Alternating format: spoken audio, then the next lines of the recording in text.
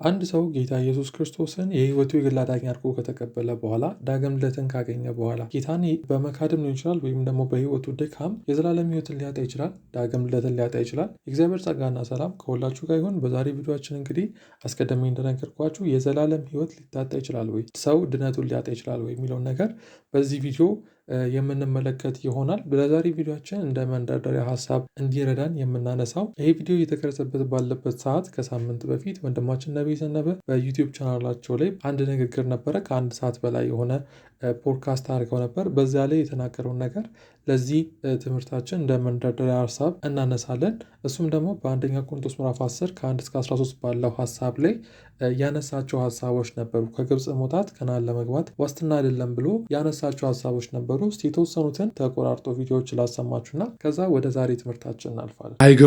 አልገቡም የሚል ከሆነ ግን ያ ያልገቡበት ምክንያቱን ማወቅ እጅግ በጣም መሰረታዊ ነው። ምን ያልተካፈሉት አለ አይደል?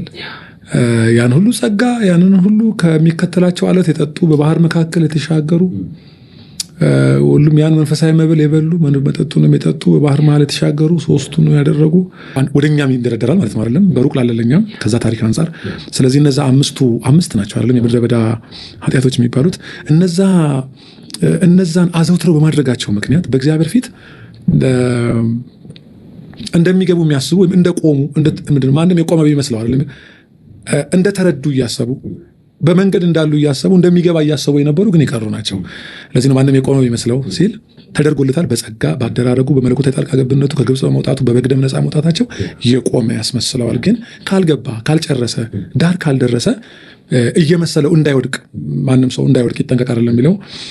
ስለዚህ እጅግ በጣም አስተማሪና አስጠንቃቂም እንደገና ደግሞ በጣም በጸጋው ዘመን ላለለኛም ደግሞ በተቀየረ ኪዳን ውስጥ ያልተቀየረ እግዚአብሔር እንዳለ ማሳያና እግዚአብሔር ከምንም ነገር በላይ ደግሞ መድረሳችን እንደሚያሳስበው ይህንንም እናያለንና እሺ ቪዲዮቹን እንደሰማችሁ ናቸው የተነሱት ዋና ሀሳቦች። በዚህ ቪዲዮ ከአንድ ሰዓት የፈጀ ፖድካስት ነው። አንድ ሰዓት የደረሰ ንግግር ነው። በዚህ ቪዲዮ ዋና ያነሱት ሀሳብ አንደኛ ቆሮንቶስ ምዕራፍ 10 ከ1 እስከ 13 ያለውን ሀሳብ ላይ በመንተራስ እስራኤል ከግብፅ መውጣቱ ከነዓን ለመግባቱ ዋስትና ስላይደለ ወይም ደግሞ ከግብፅ የወጣው ሕዝብ ሁሉ ከነዓን ስላልገባ አሁንም እኛም ብንሆን ከግብፅ መውጣታችን ማለት በአዲስ ኪዳንኛ ወይም ወንድማችን ሲያነሳበት በነበረበት ቋንቋ ጌታን በጸጋ አምነን ብንድንም መዳናችን ግን የዘላለም ሕይወት ለመውረስ ዋስትና አይደለም ወደሚል ሀሳብ ነው የተነሳውና ድነናል፣ ግን እቺ ድነታችን እስከ መጨረሻው ማንጠበቅ ከሆነ ድነታችን ልናጣ እንችላለን ብሎ ዕብራውያን ላይም አንድ ክፍል ተነስቶ ነበረ። እነሱንና ሀሳቦች በቀጣይ ቪዲዮ በሰፊ እንመለከታቸዋለን። ግን እውነትም ከግብፅ መውጣታችን ከነዓን ለመግባታችን ዋስትና አይደለም ወይ? በአዲስ ኪዳን እይታ ስናየው እንዴት ነው? እውነትም ደግሞ አንደኛ ቆሮንቶስ ምዕራፍ 10 እየተናገረ ያለው ወንድማችን እያለው እንዳለ ነው ወይ? ከግብፅ መውጣታችን ከነዓን ለመግባታችን ዋስትና እንደማይሆንን የሚያስፈራራን ክፍል ነው የሚለውን በተወሰነ ሃይላይት እንመለከታለን በዚህ ቪዲዮ ማለት ነው። ቀጥታ ወደ ሀሳባችን ስናልፍ አንደኛ ቆሮንቶስ ምዕራፍ 10 ያለውን ሀሳብ ከመረዳታችን በፊት ሙሉ የአንደኛ ቆሮንቶስን መልእክት ሀሳቦችን መገንዘብ ይኖርብናል።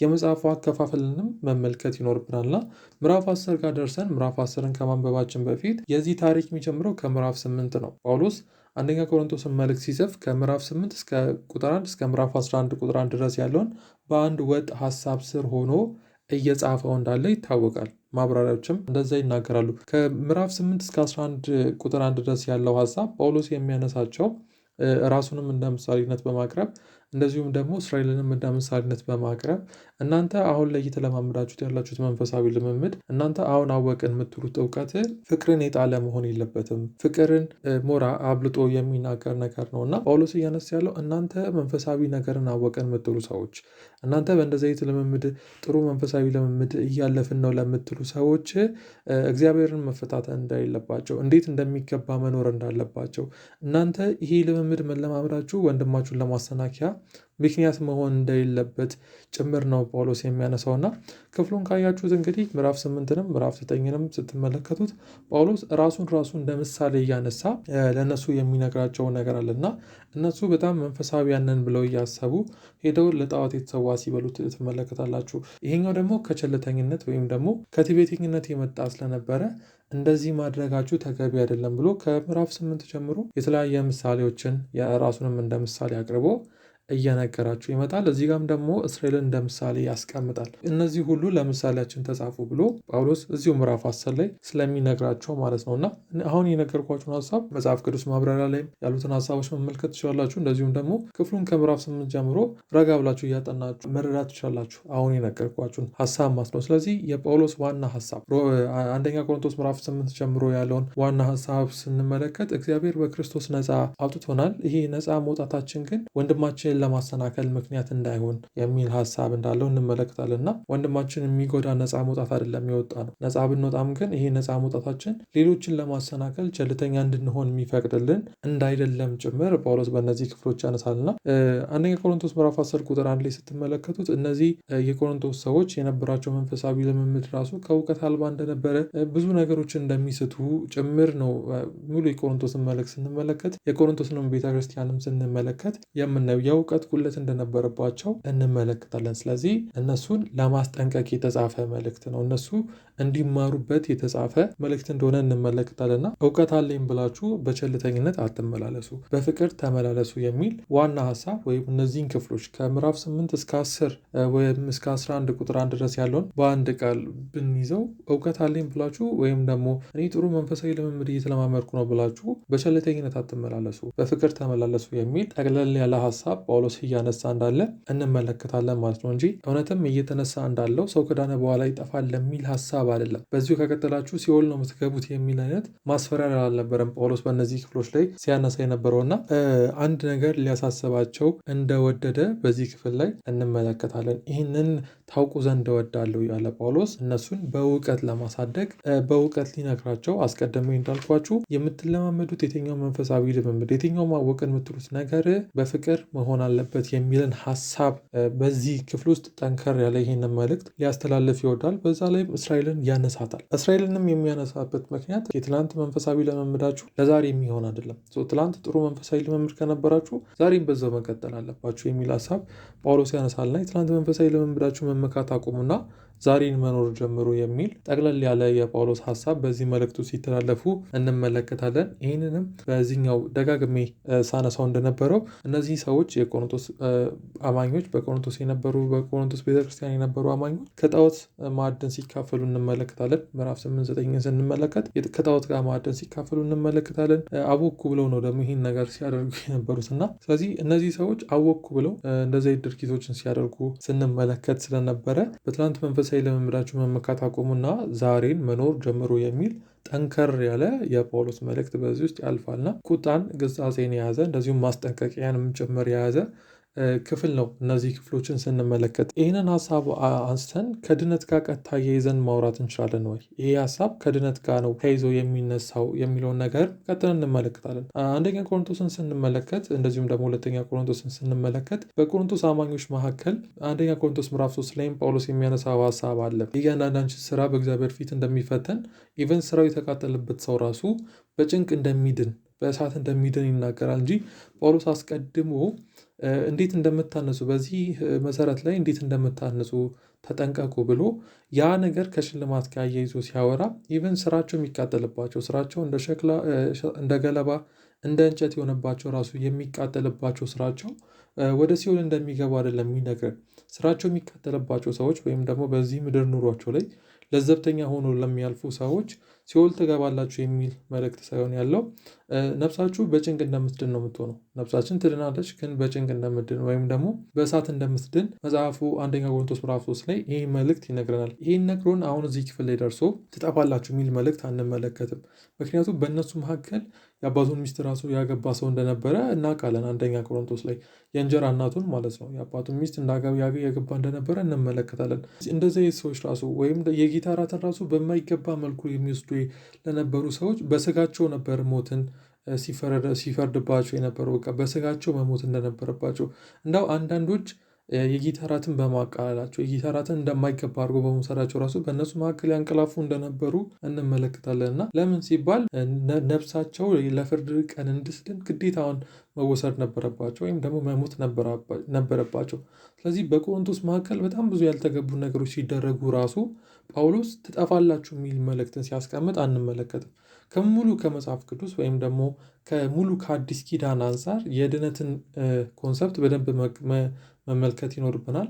ሁለት ሳይዶችን ሃይላይት እናንሳና ከቀጣይ ቪዲዮ ጀምሮ ደግሞ ዲቴይል እንገባበታለን ማለት ነው። ወደ ውስጥ መጽሐፍ ቅዱሳችንን ስለ ድነት ስንመለከት ድነት ብዙ መተርጎም የምንችልባቸው መንገዶች ቢኖሩም በብዙ ነገሮች ቢተረጉሙም በብዙ ነገሮች ዘርዝረን ብናስቀምጡም የድነት ዋነኛው ሀሳብ ዳግም መወለድ ነው፣ ወይም ደግሞ ከእግዚአብሔር ዳግም መወለድ ነው። ዮሐንስ ወንጌል ምዕራፍ 3 ላይ እንደምንመለከተው ማለት ነው። ማንም ከመንፈስና ከውሃ ካልተወለደ በስተቀር የእግዚአብሔርን መንግስት ሊያይ አይችልም እንዳለ ጌታ ኢየሱስ ክርስቶስ ሰው ዳግም ካልተወለደ የእግዚአብሔርን መንግስት ሊወርስ አይችልም። ስለዚህ ድነት የሚለው ሀሳብ በአንድ ቃል ወይም ደግሞ በሌላ ትርጉም ዳግም መወለድ ማለት ነው። ዳግም መወለድ ደግሞ አንደኛ ዮሐንስ ላይ ያለውን መልእክትም ስንመለከት አንደኛ ዮሐንስ ምዕራፍ 3 ከቁጥር 6 ጀምሮ ያሉን ሀሳብ ስንመለከት ከእግዚአብሔር የተወለደ ኃጢአትን ሊያደርግ አይችልም ብሎ ዮሐንስ ሲነግረን እንመለከታለን። በደንብ መያዝ ያለብን ፖይንት ምንድን ነው? ድነት ማለት ዳግም ልደት ማግኘት ነው። ጌታም እንደተናገረው ከውሃና ከመንፈስ ካልተወለዳችሁ በስተቀር እንደተባለው ድነት ዳግም ልደትን ማግኘት ነው። መጽሐፍ ቅዱሳችን ደግሞ ሌላ ክፍል ላይም በሚነግረን ከእግዚአብሔር ዘር መካፈል ነው፣ ከማይጠፋው ዘር መካፈል ነው። ይሄ ከማይጠፋው ዘር ደግሞ የተካፈለ ሰው፣ ይሄ ዳግም የተወለደው ሰው ደግሞ ዮሐንስ ሲነግረን ዳግም የተወለዳችሁ እናንተ ጌታ ኢየሱስ ክርስቶስን በማመን የዘላለም ሕይወት ያገኛችሁ እናንተ ኃጢአትን ማድረግ አትችሉም ብሎ መጽሐፍ ይናገራል። ኃጢአትን ማድረግ አትችሉም ምን ማለት ነው? በህይወታችሁ ምንም ስህተት የለም አይደለም፣ አትሳሳቱም አይደለም፣ አታንገራግሩም፣ በህይወታችሁ ከፍታ ዘቅታ የለም ማለት አይደለም። ኃጢአትን ማድረግ አትችሉም ማለት አንድ ዓለማዊ ሰው ያለማንም ከልካይነት ያለማንም ወቃሽነት ጠዋት ተነስቶ ወደ ኃጢአት እንደሚሮጠው እኛ ተነስተን እንደዛ ማድረግ አንችልም። በህይወታችን ከፍታ ዝቅታ ሊኖር ይችላል፣ መሳሳት ሊኖር ይችላል፣ ግን በዛ ጸንቶ መኖር አይኖርም። ምክንያቱም ዮሐንስ ነግሮናል። ይህንን ክፍል ከሌሎቹ ጋር በምን አይነት አውድ እንደምንመለከተው በደንብ ማስተዋል ይኖርብናል። ዳግም የተወለደ ሰው ኃጢአትን እንደ ውሃ መጠጣት አይችልም። ሰው ከእግዚአብሔር ዳግም ተወልዶ ድነትን አግኝቶ የማይጠፋው ዘር በሱ ውስጥ ሆኖ የማይጠፋው ዘር በሱ ውስጥ ኖሮ ያ ሰው ኃጢአትን እንደ ልቡ እየሰራ መኖር አይችልም። ምናልባት በህይወት ድካም ውስጥ ያሉ ሰዎች አሉ። ከኃጢአት መላቀቅ የከበዳቸው ሰዎች አሉ። በጣም በአንድ ኃጢአት እየተፈተኑ ያሉ ሰዎች ሊኖሩ ይችላሉ። እነዚህ ሰዎች ግን ዳግም የተወለዱ ከሆነ ከዛ ነገር ለመላቀቅ በጣም በጭንቅና በስቃይ ይመላለሳሉ እንጂ ኃጢአትን ኮንፊደንት ሆነው በቃ በሙሉ ደስታ በሙሉ ሀስቴት እያደረጉ ኃጢአትን ለመስራት ወይም ደግሞ ኃጢአትን ሲሰሩ የሚመኩበት ነገር አይሆንም ማለት ነው። ስለዚህ ከእግዚአብሔር የተወለደ ኃጢአትን ሊያደርግ አይችልም። በሌላ አማርኛ ከእግዚአብሔር መወለድ ማለት ድነት ነው ብለናል። የዳነ ሰው ኃጢአትን ሊያደርግ አይችልም። የዳነ ሰው እንደ ልቡ ሊመላለስ አይችልም። የዳነ ሰው ኃጢአትን እንደ ውሃ ሊጠጣ አይችልም። ዮሐንስ ነው የነገረን። ስለዚህ ድነትን ስናይ ከዚህ አንጻር መመልከት እንችላለን። ይሄ የዳነ ሰው ደግሞ ቲቶ 2:11-13 ባለው ክፍል ላይ ዓለምን ሁሉ የሚያድን የእግዚአብሔር ጸጋ ተገልጧል ካለ በኋላ ይህም የእግዚአብሔር ጸጋ ማለት የዳንበት ጸጋ ዓለማዊነትን ኃጢአትን አስክዶ እግዚአብሔር እንድንመስል የሚያስተምረን ነው። ቲቶ 2:11-13 ያለው ክፍል ይሄ ይናገራል። ዓለምን ሁሉ የሚያድን የእግዚአብሔር ጸጋ ተገልጧል። ይህም ጸጋ ኃጢአተኝነትና ዓለማዊ ምኞትን ክደን የተባረከውን ተስፋችንን እሱም የታላቁን የአምላካችን የጌታችን የኢየሱስ ክርስቶስ ክብር መገለጥ እየጠበቅን አሁን ባለንበት በዚህ ዘመን እንዴት እንድንኖር ያስተምረናል የተባለልን ጸጋ ነው። ለዛ ነው እንደፈለግን ራሱ ኃጢአት ማድረግ ማንችለው። ለዛ ነው ዮሐንስ ሲነግረን ከእግዚአብሔር የተወለዱ ኃጢአትን አያደርጉም ያለው። ለምን? የሚያስተምር ጸጋ አለ፣ የሚያሰለጥነን ጸጋ አለ። ስለዚህ ይሄ የሚያሰለጥነን ጸጋ ስላለ እንደ ልባችን ተነስተን ኃጢአትን ማድረግ አንችልም። ይህን ስላችሁ ግን በህይወታችን ምንም አይነት እንከን የለም ማለት አይደል። ልንደክም እንችላለን። በህይወት አጋጣሚ ልንስት እንችላለን፣ ልንወርቅ እንችላለን። ብንወርቅም ግን ጳውሎስ 2ኛ ቆሮንቶስ ላይ እንዳለው ብንወርቅ እንኳን አንጠፋም እንዳሉ በህይወታችን ብዙ ጫና ደርሶብን ብንሳሳት ራሱ እንደ ጴጥሮስ አላቀውም ብንል ራሱ ያ አላቀውም ማለታችን በዛው ጌታን ክደን ይሁዳ እንዳረገው ታንቆል ወደ መሞት የሚወስደን አይደለም። ወዲያውኑ ሄደን ንስሐ እንድንገባ የሚያደርገን መንፈስ ነው የተቀበልነው እና ድነትን ስናነሳ ይህን ነው የምናነሳው። በሰፊው ደግሞ ሌላው አዲስ ኪዳናችን ላይ የተጻፈልን መልእክት የዳነ ሰው እንዴት መመላለስ እንዳለበት እንዴት መዳን እንደምንችል ከተጻፈልን እኩል ተጽፎልናል። ሰው እንዴት መዳን ይችላል፣ እንዴት የዘላለም ሕይወት ማግኘት ይችላል፣ እንዴት ዳግም ልደትን ማግኘት ይችላል ተብሎ በተጻፈልን ልክ በዛው እኩል ሰው እንዴት ነው ከዳነ በኋላ መመላለስ ያለበት ሚሊዮንም ጭምር መጽሐፍ ቅዱሳችን ይናገራልና እንዴት በጽድቅ መመላለስ እንዳለብን፣ እንዴት እግዚአብሔርን በመፍራት መመላለስ እንዳለብን፣ እንዴት በአማኞች ዘንድ እንዴት በእግዚአብሔር ፊት መመላለስ እንዳለብን ከዚህኛው እኩል እንዴት መዳን እንደምንችል ከተጻፈልን እኩል ይሄ መልእክት ተቀምጦልናል ማለት ነውና አንደኛ ቆሮንቶስ ምዕራፍ 10ን ስንመለከት ጠቅላላ ቆሮንቶስ መልእክትን ስንመለከት እንደዛ ነው። መልእክታቶችን አብዛኞችን ስንመለከት ከውስጡ እናወጣለን። ይሄ ለምን ዓላማ ተጻፈ ተጻፈ የሚለውን እና ማለት ነው። እና እነዚህን ሁለት ነገሮችን ሰፓሬትሊ ካላየናቸው ወይም ደግሞ በቅደም ተከተል ካላየናቸው ሰው እንዴት እንደሚድን አንስተን ከዛ በኋላ ነው እንዴት መመላለስ እንዳለበት ማንሳት የሚኖርብን እንጂ እንዴት መመላለስ እንዳለበት አንስተን እንዴት እንደሚድን የምናነሳ ከሆነ ኦርደራችን ይዛባል። ስለዚህ አንደኛ ቆሮንቶስ ምዕራፍ 10 ላይ ያለው ሀሳብ የዳኑ ሰዎች እንዴት መመላለስ እንዳለባቸው፣ እንዴት በፍቅር መመላለስ እንዳለባቸው፣ እንዴት በሚገባ ህይወት መመላለስ እንዳለባቸው የሚያሳይ ነው እንጂ ከዳናችሁ በኋላ ትጠፋላችሁ የሚል ሀሳብ አይኖረውም ማለት ነው። እንደዛ ከሆነማ ጥያቄ ጠይቄያችሁ ለቀጣይ ቪዲዮ በዚህ ሀሳብ እንመለሳለን። ጌታ በዮሐንስ ወንጌል ምዕራፍ 10 ላይ ሲናገር በጎቼ ድምፄን ይሰማሉ፣ እኔም አውቃቸዋለሁ፣ እነሱም ያውቁኛል፣ እኔም የዘላለም ሕይወት እሰጣቸዋለሁ፣ ለዘላለምም አይጠፉም ብሏል። እግዚአብሔር ከኔ ለዘላለም አይጠፉም በጎቼ ለዘላለም አይጠፉም ብሎ የተናገረ ጌታ እንዴት እኛ በራሳችን ልንወጣ እንችላለን? እዛው ጋር ደግሞ ቀጥሎ ሲናገር የሰጠኝ አባቴ ከሁሉም ይበልጣል፣ አባቴም ይዟችኋል ይላልና እግዚአብሔር አብ ይዞናል። እኛ በጌታ በኢየሱስ ክርስቶስ አምነን የዘላለም ሕይወት ላገኘን ሰዎች እግዚአብሔር አብ ይዞናል፣ ጌታችንም ኢየሱስ ክርስቶስ ይዞናል። ከሁለቱ እጅ ማንም ሊያወጣን አይችልም፣ ከእግዚአብሔር እጅ ማንም ሊያወጣን አይችልምና ሰዎች በራሳቸው አቅም ወይም ደግሞ በህይወት ድካም ከእግዚአብሔር እጅ መውጣት አይችሉም። ምክንያቱም በእግዚአብሔር ስለተያዘን ማለት ነው። እና በእግዚአብሔር ስለተያዝኩ እንደፈለግኩ ልሆን ወይ የሚል ጥያቄ ይነሳል። ቪዲዮ አስቀድሜ ስለተናገርኩ ይህን ሀሳብ ተመልከቱት። በዚህ ጉዳይ የትኛውም አይነት ሀሳብ፣ አስተያየት፣ ጥያቄ ካላችሁ ኮሜንት ሴክሽን ስራ አስቀምጡልኝ። ከቀጣይ ቪዲዮ ጀምሮ እያንዳንዱን ሀሳብ እናነሳለን። ሰው ከዳነ በኋላ ይጠፋል ወይስ አይጠፋም የሚሉ የሚነሱትን ሀሳቦች በዝርዝር እንመለከታለን። ጸጋና ሰላም ከሁላችሁ ጋር